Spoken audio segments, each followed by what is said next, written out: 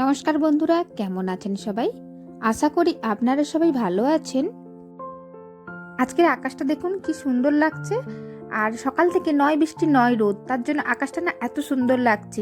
আর দূরে আজকে দেখা দিয়েছে রামধনু। ওই যে দূরে দেখা যাচ্ছে রামধনুটা। আর রামধনু দেখতে আমি বাইরে বেরিয়ে এসেছি ছুটে, দারুণ লাগছে আকাশটা। আজকে না আমি পালো বানাবো। এই পালো শরীর ঠান্ডা রাখে। আর এই পালো গাছটা দেখতে না আপনারা অনেকেই দেখেছেন আদা গাছের মতো।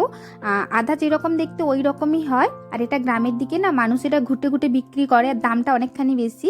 বাজারে পাওয়া যায় অ্যারারুট হিসেবে, আর বাজারে দামটা অনেকখানি কম, কিন্তু আমরা গ্রামের দিক থেকেই নিয়ে আসি।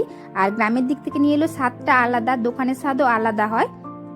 এটা আপনারা চিনি দিয়েও খেতে পারেন, এমনিও খেতে পারেন, দুইভাবে খেতে পারেন।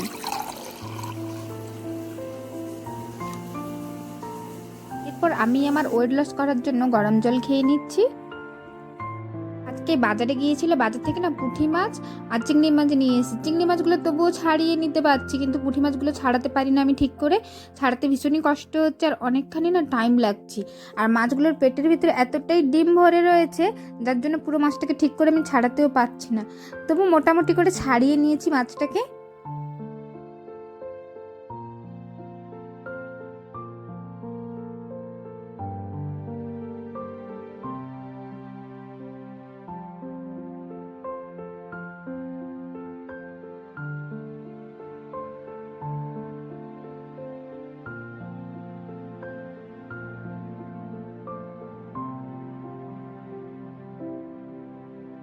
মাছটা ছাড়িয়ে নেওয়ার পর আমি স্নান টান সেরে পুজো করতে চলে এসেছি।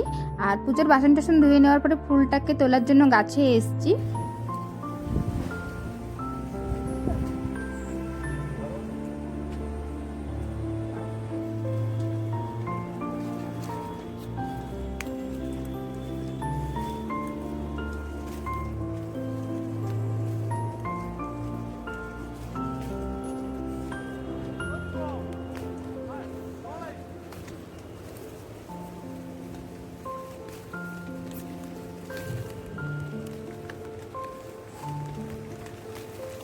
পুজো সেরে নেওয়ার পরে আমি কুমড়ো গাছে এসেছি।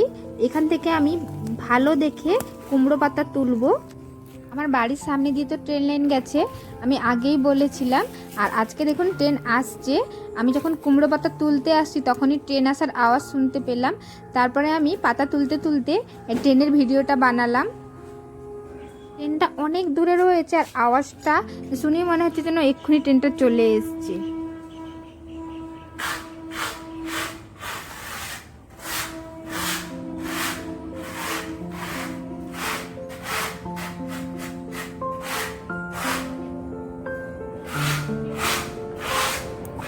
দেখতে পাচ্ছেন দূরে ওই তালগাছটার সামনে দিয়ে ট্রেনটা যাচ্ছে।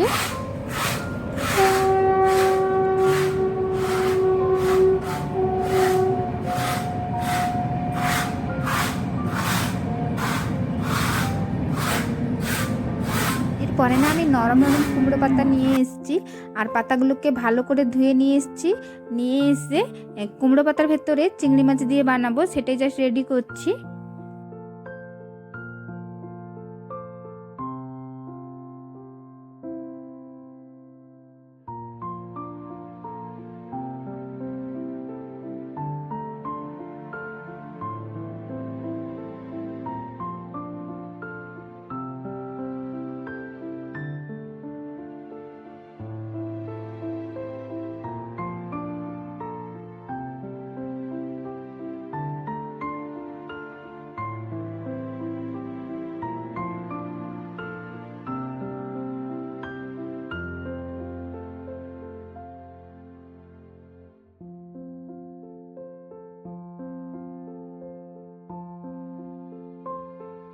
খেতে কিন্তু ভালো হয়েছিল।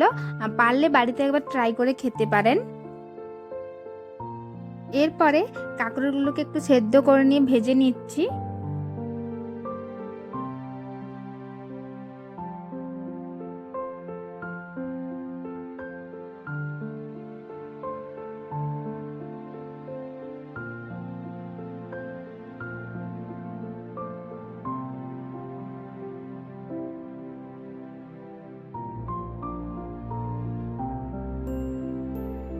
গাছ থেকে পেয়ারা পেড়ে নিয়ে পেয়ারার মাখা বানিয়েছিলাম।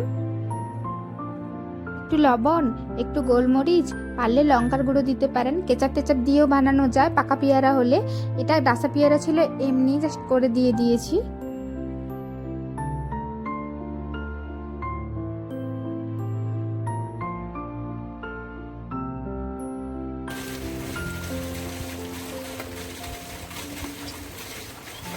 আমার ভিডিও দেখার জন্য আপনাদেরকে অসংখ্য ধন্যবাদ। আর যদি ভিডিওগুলো ভালো লেগে থাকে তাহলে একটা লাইক করে দিতে পারেন।